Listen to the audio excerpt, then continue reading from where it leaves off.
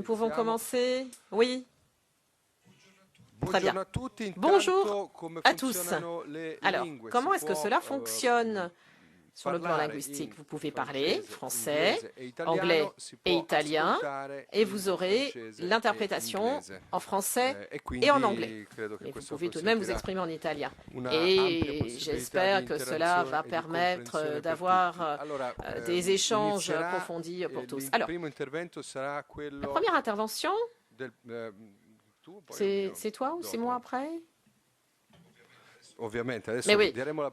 Alors nous allons donner la parole aux personnes de la maison, donc du comité économique et social, parce que c'est le comité économique et social qui a permis justement la réalisation de cette rencontre. Alors je vais donner la parole à Antonio Longo, qui va nous présenter la situation, qui va nous présenter cette institution, qui est une institution justement qui permet l'implication et la participation de la société européenne. Merci Marco, merci. Merci, Angerique qui m'a contacté et qui m'a donné la possibilité d'accueillir un tel événement aujourd'hui. Vous savez que le comité européen, le comité économique et social européen, c'est justement le lieu d'échange des citoyens avec des représentants du monde des entreprises, des consommateurs, des défenseurs de l'environnement, etc. Et donc, c'est très volontiers que nous accueillons des initiatives comme la vôtre, qui est particulièrement intéressante à un moment où le lien entre l'Union européenne et le citoyen s'est distendu. Vous savez, vous connaissez bien les résultats des élections européennes. Vous connaissez bien la situation. Alors, c'est la voix de Marco qui me réveille tous les dimanches matins avec sa voix à la radio. Donc je le connais depuis des années, pas en personne, mais je connaissais sa voix. Et puis, une autre raison pour laquelle j'ai accepté avec plaisir l'organisation de cette initiative, c'est que justement, on va parler d'initiatives des citoyens européens sur l'état de droit. Le CESE a un groupe de travail justement qui travaille sur l'état de droit en Europe. Et c'est justement l'une des thématiques très fortes justement de ce rapport entre l'Europe, entre le CSE, entre Lucas Jaillet qui en est le président. On va d'ailleurs lui donner la parole d'ici peu. Il est président du comité économique et social européen. Bon, il est italien, c'est une bonne coïncidence, et il a fait de la renaissance européenne une priorité pour justement, et c'est justement le thème fondamental de sa présidence. Luca. Merci. Mais je n'avais pas du tout prévu d'intervenir, mais je vais vous dire tout de même quelques mots pour voilà, vous mettre au courant de cette initiative. En fait, cela me fait bien entendu plaisir de passer, saluer certains amis qui ont déjà travaillé au CESE, se reconnaîtront, alors des personnes qui n'ont pas pu poursuivre ensuite leur carrière ici pour des raisons de formalité, mais en tout cas, moi je suis vraiment très heureux d'accueillir ici votre initiative. J'ai jeté un coup d'œil à votre programme de travail et je voudrais souligner deux parmi les initiatives que vous présentez ici. Il y en a qui sont très proches du travail du comité, mais il y en a deux qui sont vraiment prioritaires. Alors, il y a la réforme de l'Union européenne par le biais de la démocratie participative. Ça, c'est au cœur, justement, du travail de notre comité. Moi, je dis que l'Europe a la capacité, avait la capacité, en tout cas, lorsqu'elle a mis en place la première assemblée participative, elle a une capacité, justement, de lancer cette représentation de tous les groupes intermédiaires, la société civile organisée, les entrepreneurs, les employeurs, les agriculteurs, les consommateurs, les coopératives, enfin, Et puis, surtout, dans le traité de Lisbonne, on a fait quelque chose qui est tout à fait inédit, dont la portée constitutionnelle n'est pas encore pleinement explorée, je dirais. Le traité de Lisbonne, à l'article 9, qui définit le caractère démocratique de l'Union, l'article 10, qui indique qu'au cœur de l'Union européenne, il y a le Parlement européen, donc il s'agit donc de dire que les citoyens participent à ce processus. L'article 11, qui établit ce que l'on appelle la démocratie participative, qui est composée de 4 alinéas, dont le 4e parle justement de l'initiative européenne, mais les autres alinéas parlent de l'obligation des institutions de mettre en place des espaces de dialogue avec les citoyens, donc une obligation des institutions de mener des consultations, etc., etc. Et donc, c'est quelque chose d'unique. Et alors, il y a également le 4e article, l'article 12, qui porte sur le rôle des parlements nationaux. Alors, le législateur n'avait pas un verre dans le nez lorsqu'il a écrit cet article en mettant la société civile entre le Parlement européen et le Parlement national. C'est unique au monde.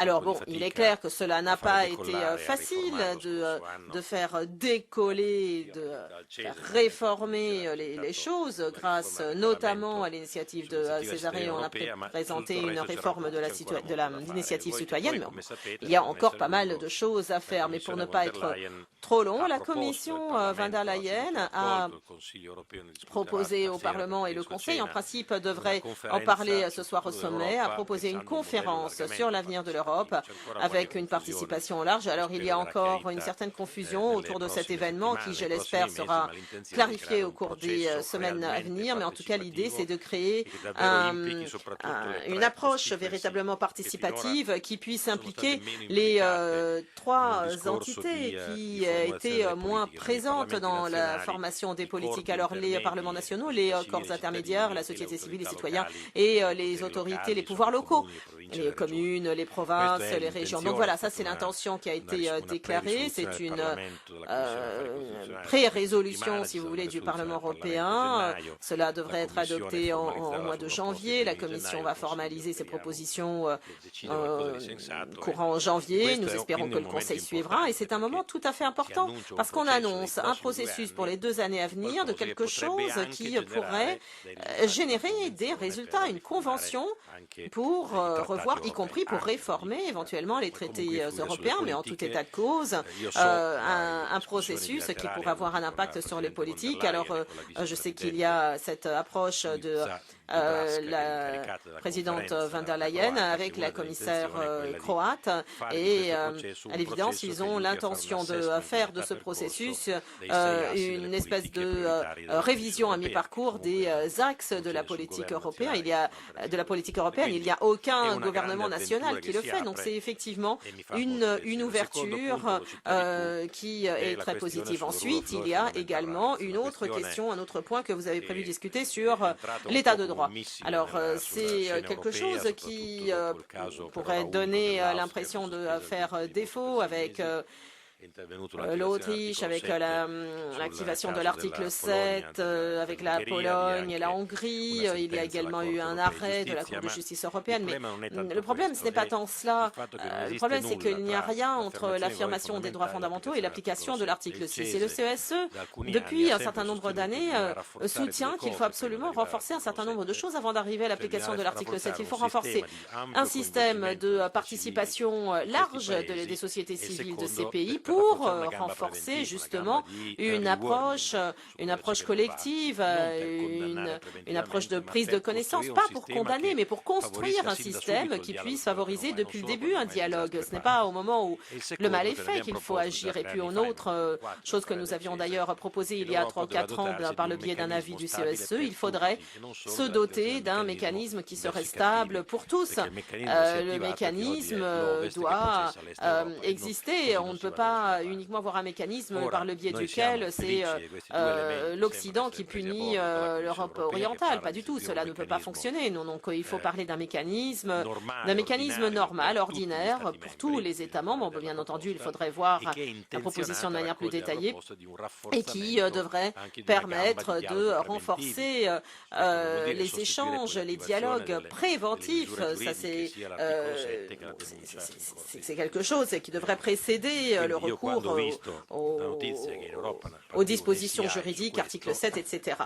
Et donc, moi, j'ai tout à fait salué favorablement cette initiative parce que je pense que tout ce qui peut consolider cette approche, c'est une bonne chose. Et aujourd'hui, il y a une orientation politique très forte. Et d'ailleurs, c'est un mandat sur lequel Mme von der Leyen s'est engagée, y compris dans le cadre de son discours auprès du Parlement européen. Donc, attendons d'ailleurs également une proposition de la vice-présidente Jourova. En tout cas, tout ce qui va dans ce sens est tout à fait le bienvenu parce qu'il nous faut un véritable mécanisme stable, autonome, qui ne serait pas soumis aux négociations politiques. Bien entendu, il faudrait qu'il soit soumis au Conseil et au Parlement. Ce sont les forces politiques, ça c'est clair, mais il faudrait pouvoir favoriser ainsi une révision en profondeur des normes d'application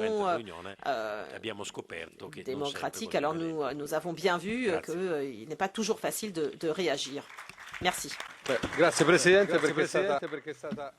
Merci, merci.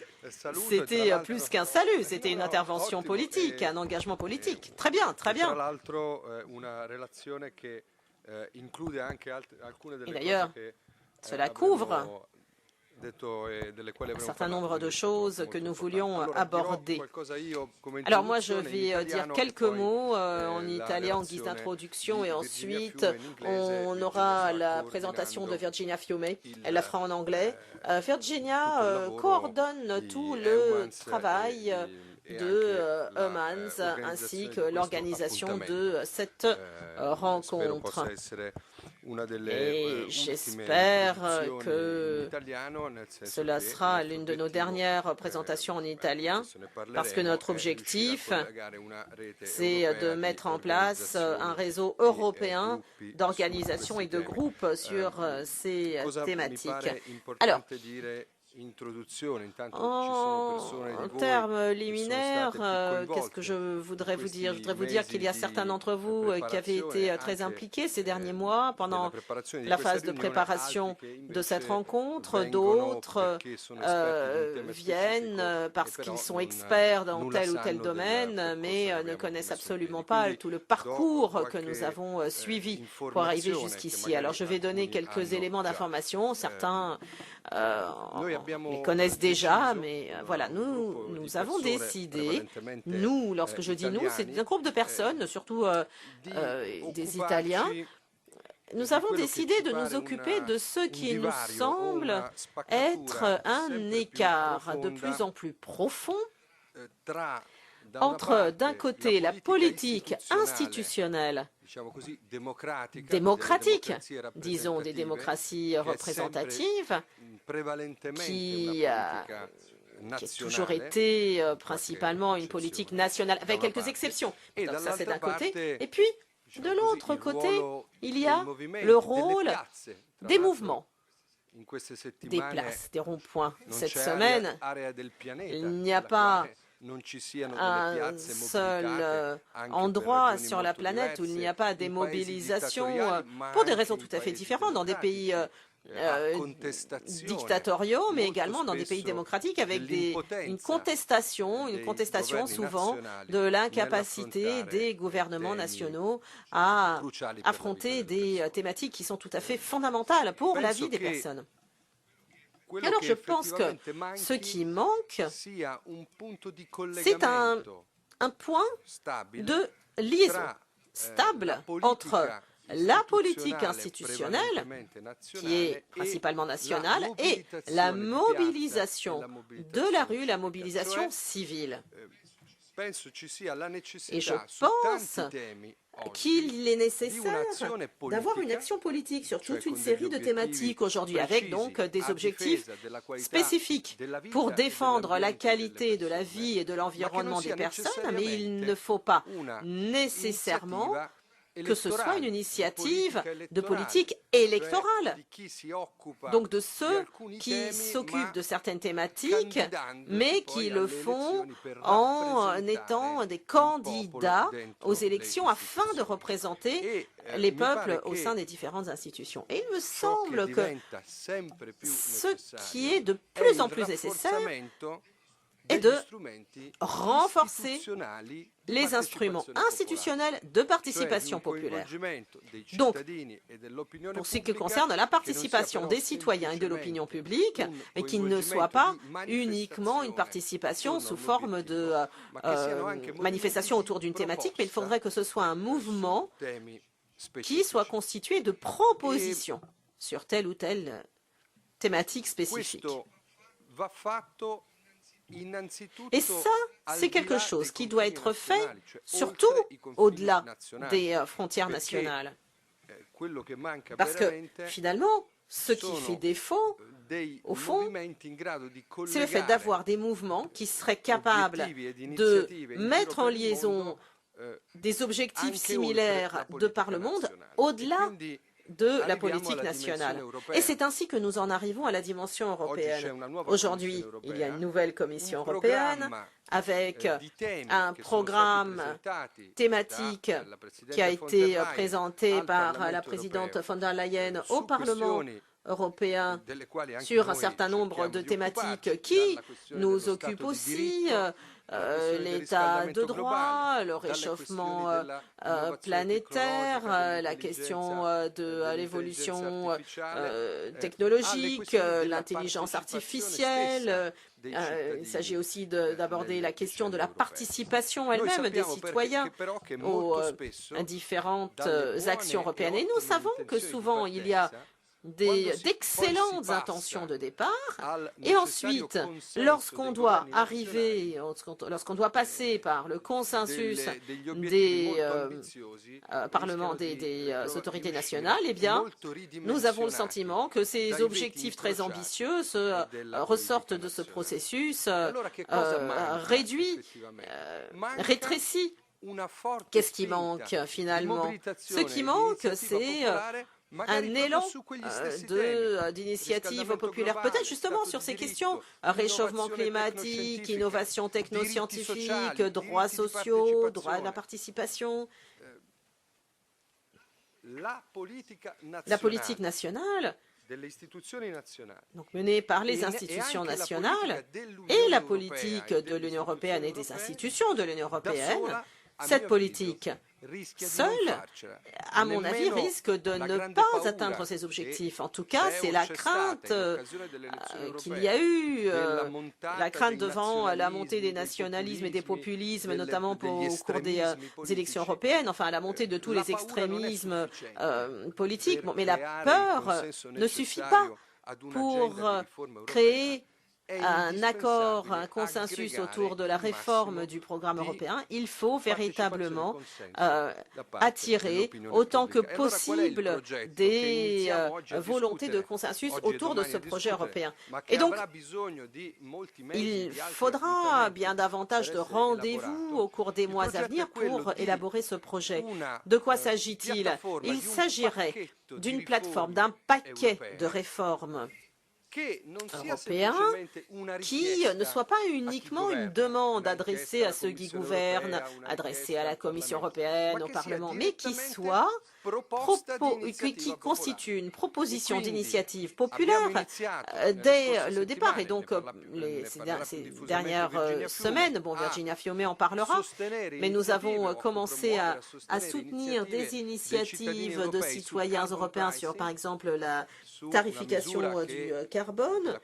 Nous en parlerons d'ailleurs. C'est une mesure sur laquelle des prix Nobel et des scientifiques du monde entier insistent sur la nécessité d'assortir les émissions de CO2 d'un prix pour pouvoir les réduire, ou alors la question que le président a évoquée tout à l'heure, la question de l'état de droit, des mécanismes pas exceptionnels, mais des mécanismes, donc pas des mécanismes qui seraient mis en place de temps en temps, exceptionnellement, mais des mécanismes de suivi réguliers. Et donc, tout État membre devrait être ainsi suivi pour détecter les cas de violation de l'état de droit. Et ça, c'est quelque chose qui ne vise pas uniquement les pays de l'Est de l'Europe. Tous les pays seraient concernés. Alors, il y a eu donc un certain nombre d'initiatives européennes qui ont été prises dans ce sens. L'idée, quelle est-elle? L'idée, c'est de travailler à un paquet de propositions, d'initiatives des citoyens européens sur la question de l'écologie, de la liberté individuelle, des droits d'autodétermination individuelle, de droit à la recherche scientifique. Pensons à la recherche sur le génome dans le domaine animal, mais végétal également, le droit à la santé reproductrice, les droits sociaux européens, enfin toute une série de thématiques que nous approfondirons ici. Et l'idée, c'est d'essayer de proposer un paquet d'initiatives populaires sur lequel on pourrait ajouter, agréger des idées, des propositions du monde scientifique, du monde des ONG ou autres, avec la participation d'associations politiques éventuellement pour essayer de recueillir le nombre de signatures nécessaires. Alors bien entendu, nous savons bien que les instruments de participation européens sont aujourd'hui très fragiles et compter sur eux et essayer de les activer, cela revient à dire que l'on souhaite les réformer dans leur efficacité afin qu'il y ait un droit, un devoir de débat au sein du Parlement européen lorsque ces instruments sont activés, mais également la question de l'efficacité, une obligation d'efficacité dans le cadre des échanges avec les citoyens. Je ne sais pas si on a fait un sondage là-dessus, mais si on demande à 1000 citoyens européens s'ils sont au courant de l'instrument de l'initiative citoyenne européenne, eh bien très certainement, il n'y en aura pratiquement aucun qui pourrait répondre en disant qu'ils connaissent cet instrument. Et donc, le problème politique que nous voulons examiner, que nous voulons mettre sur la table, c'est la question de l'égalité de dignité. Il ne s'agit pas d'être contre les parlements nationaux ou contre la démocratie participative, pas du tout, mais avoir des approches qui assurent l'égalité de dignité pour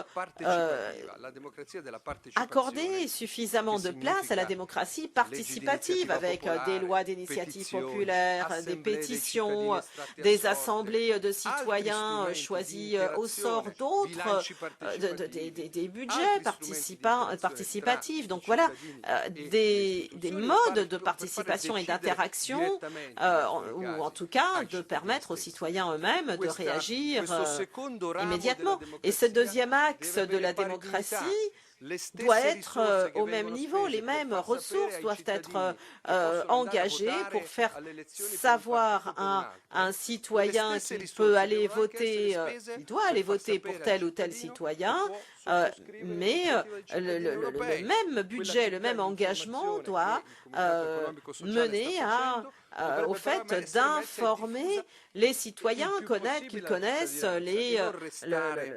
l'initiative citoyenne européenne. Il ne faut pas que cette connaissance, que ces informations soient uniquement limitées à une niche de personnes qui fréquentent les institutions européennes. Alors nous avons d'ailleurs envoyé une lettre ouverte à la Commission européenne afin de justement soulever ce problème et cette question de l'égalité, de dignité entre ces deux approches. Alors nous aurons ces 2 journées au cours desquelles nous allons discuter de différentes initiatives. Nous pourrions même transformer cela en pétition. Et puis nous avons également une proposition de modification du budget de l'Union européenne afin justement de renforcer cet aspect. Et nous allons également discuter du mouvement MANS qui se veut un mouvement de service offert à d'autres organisations qui ont leur propre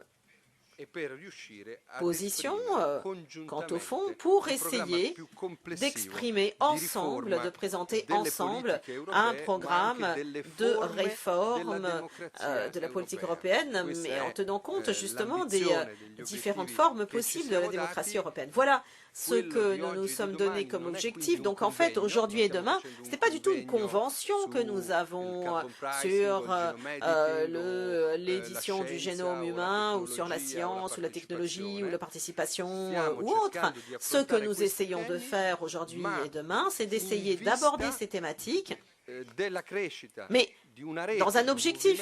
Et l'objectif, c'est de mettre en place un réseau qui sera ensuite à son tour capable d'avoir un impact sur la politique européenne, donc par le biais de la participation des citoyens. Et donc, pour compléter ces quelques mots d'introduction, je vais donner la parole à Virginia Fiume qui va nous expliquer où nous en sommes dans ce processus afin que chacun sache également comment il peut participer, mais il s'agira aussi d'exprimer un avis sur l'itinéraire que nous voulons suivre. Donc, merci. Je donne la parole à Virginia Fiume. Thank you, Marco, and thanks everyone for joining. Merci, It's really a pleasure to have all of you here, both the discussants and the attendees of the event, de vous retrouver tous ici. who we hope will interact in a way that is very circular and not top-down. To the heart of politics. This was the call that Marco gave us a few months ago, trying to find a way to go from the issues that we feel de comprendre as comment aller humans de notre and ressenti citizens and d'être find humain et the de way to have citoyen a et political impact d'aller vers un through impact democratic politique via une participation. participation démocratique. There is a difference between Il being y a a concerned une différence citizen entre and being an être un active citoyen citizen. concerné et un And, citoyen we believe, I believe actif. that the difference is La that, différence, the political democratic c'est que action is l'action not only based on démocratique, showing up at the polls. ce n'est pas There are uniquement mettre multiple son bulletin dans tools that are l'urne. available for Il y a citizens énormément to d'outils à la actually try and have an disposition du impact. citoyen qui lui permettent But d'avoir this un impact. needs to happen in Mais cela doit se collaboration faire with elected en coopération representatives in avec des democracy. représentants I'm happy that démocratiques today, for élus. example, we have with us Aujourd'hui, Eleonora Evi par as exemple, a nous member avons of the European une Ravi, Parliament, députée because she represents européenne, qui today représente exactly the connection bien point le point between de what connexion citizens can ask, the tools that citizens entre need ce to que use veulent les to citoyens, achieve the les results, outils pour and the atteindre fact les résultats that et ultimately the major part of the decision le happens in fait the que democratic la décision, elle se prend dans des institutions the approach, I will talk démocratiques. you about the initiatives Je that vais we vous kicked off, expliquer des the initiatives initiatives que that nous we avons joined and lancées, que supported, nous avons and the soutenues, initiative that et I hope des we will build initiatives qui, je together, l'espère, nous starting pourrons from these créer days. ensemble. All of them have three elements in À chaque common, fois, trois éléments and I think this communs explains also the qui program expliquent bien of these d'ailleurs 2 le days. programme de nos 2 jours Scientific de travail. methodology and a scientific La and fact-based méthode approach scientifique to et the notre approche issues that factuelle needs to be à des tackled. thématiques.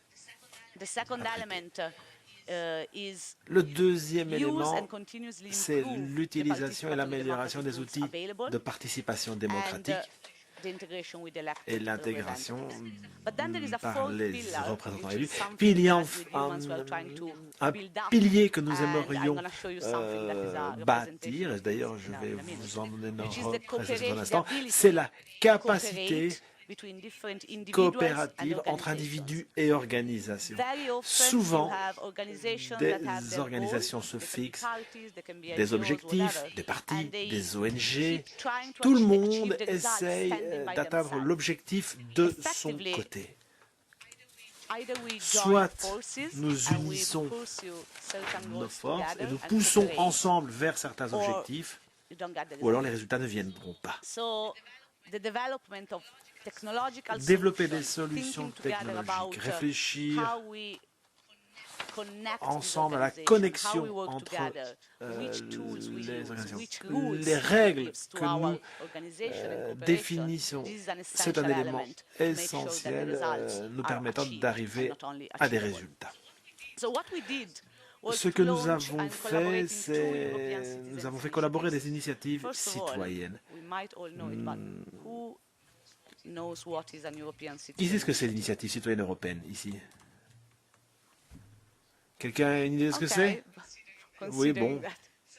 Cette initiative, et je le dis pour ceux qui suivent le live stream sur les réseaux sociaux, cette initiative, c'est un outil prévu par les traités qui permet à 1 million de citoyens d'adhérer à une proposition politique présentée à la Commission européenne dans le contexte des compétences ici dévolues à l'Union européenne.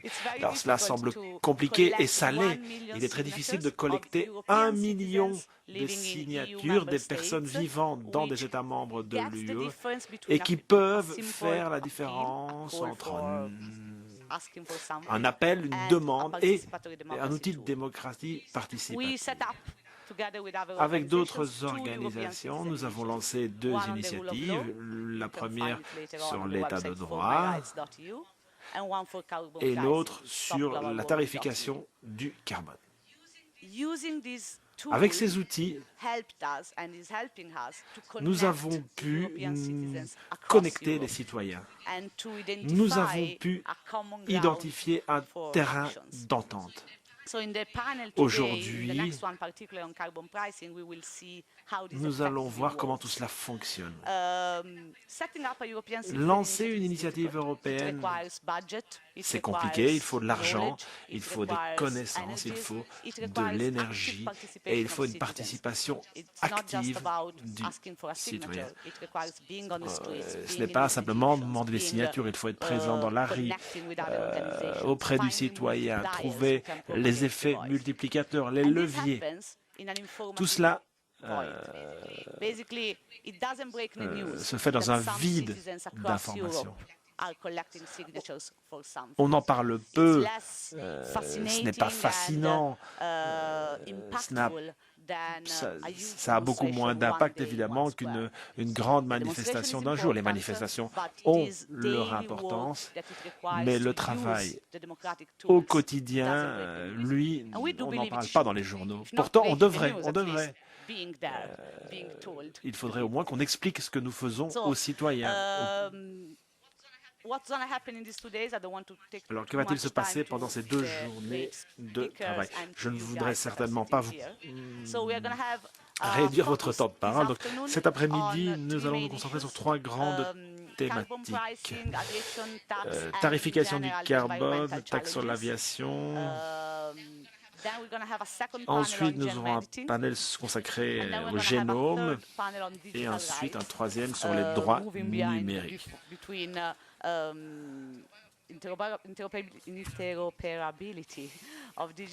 Nous allons parler interopérabilité, intelligence artificielle. Et demain, nous allons nous concentrer sur les droits fondamentaux et les droits sociaux. Pour ce faire, je vais demander à Carlo de vous montrer notre boîte à outils à l'écran, s'il y arrive.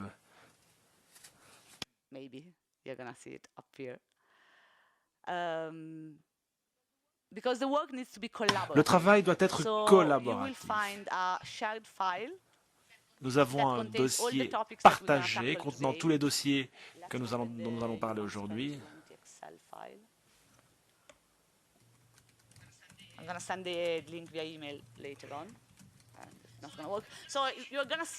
Donc vous allez voir un magnifique Excel avec les grands référents. À chaque fois, un notepad collaboratif vous permet d'ajouter des notes, des idées. Vous pouvez le faire maintenant, vous pouvez le faire ce soir, vous le faites quand vous voulez.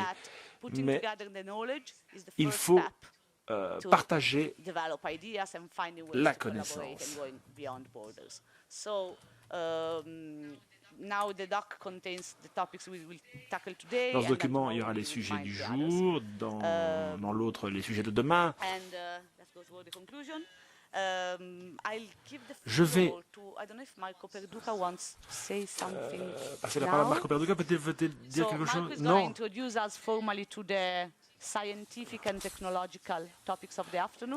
Alors, nous allons d'abord présenter rapidement les sujets plus scientifiques de l'après-midi, puis nous parlerons tarification du carbone. Mais peut-être que Marco voudra d'abord dire quelque chose. Le programme est assez chargé, donc je vais passer la parole à Marco sans plus tarder. Merci. Thank you, Virginia. Just a few words on what Science for Democracy is. It's not only we have a beautiful sign by the... Alors, qu'est-ce que c'est Science for Democracy?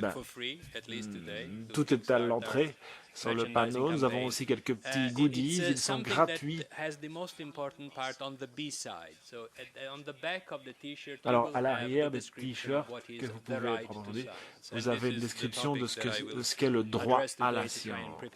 Le sujet dont je vais parler aujourd'hui. Peu de gens le savent, mais la science est un droit de l'homme depuis l'adoption de la Déclaration des droits de l'homme il y a 70 ans environ. Dans cette déclaration et à l'article 27 plus précisément, il est expliqué que on comprend comment tout cela a été codifié.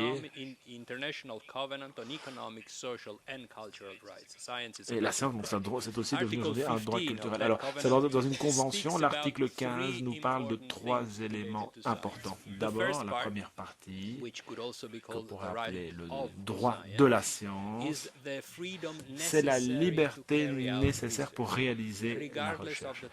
Peu importe le sujet étudié. Le plus simple serait de prouver que la menace existe ou qu'il faudrait peut-être prévoir des garde-fous, des interdictions. Mais au moins là, nous savons de quoi parler. Et sans la liberté de la recherche, nous n'y arriverons pas. Ensuite, il y a le partage des connaissances et la promotion de la culture scientifique conformément aux activités que nous déployons pour améliorer les échanges scientifiques, mais aussi pour améliorer les systèmes éducatif, ce qui inclut la culture sous toutes ses formes. Et enfin, et c'est probablement le plus important, et c'est ce qui relie tout ce que nous faisons, notamment les questions sur l'état de droit, c'est le droit à profiter des bénéfices, des avantages des dernières découvertes scientifiques. C'est aussi un droit universel. Comme ces droits sont inclus dans une convention couvrant des droits économiques, il faut tenir compte du fait que l'on ne peut pas avancer que le droit à une liberté de la recherche devrait être appliqué de façon équitable aux États-Unis d'Amérique ou dans un État membre de l'UE ou au Sierra Leone ou au Cambodge parce que les situations économiques sont différentes, les priorités aussi. Ce que l'on voit dans les parties les plus riches devrait être un bien universel. Et voyez ce qui se passe à travers ce cadre. Nous avons une vraie méthodologie pour les décideurs. Il faut partager avec ses pairs ce que l'on découvre en espérant pouvoir répliquer ou réorganiser ce que l'on fait.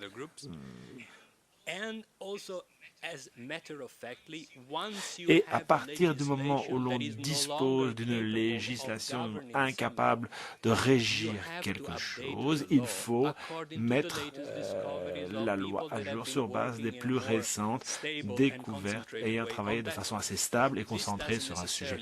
Cela ne veut pas dire que le nouveau est meilleur que le vieux, ce n'est certainement pas ce que nous voulons dire ici, mais et nous en reparlerons lorsque on parlera du génome, si quelque chose a été inventé en 2012, une loi ou une directive de 2001 ne peut pas être simplement utilisée pour organiser cette nouvelle invention. Mais il faut s'adapter et comprendre sur base des informations de la communauté scientifique, qui est globale par définition. Il faut comprendre ce qui fait défaut pour mieux organiser ce qui est neuf. Évidemment, il y a énormément d'aspects politiques dans cette décision. Nous savons que Marco et moi avons été députés européens. Moi, j'ai été sénateur. Et nous savons que pour adopter une législation, le dernier mot est pour le législateur. Nous n'allons pas substituer, inverser science et politique. La science n'est pas une nouvelle religion. Il ne faut pas avoir la foi. Non, on est dans la réalité, dans le factuel, et il faut confronter ces faits. Mais pour cela, il faut écouter ses pairs. C'est un élément important du débat. Mais prenons un exemple, sans citer de pays. Si l'on peut utiliser les réseaux sociaux pour s'exprimer et que le droit national ne vous permet pas de le faire, c'est une violation d'un droit de l'homme puisque vous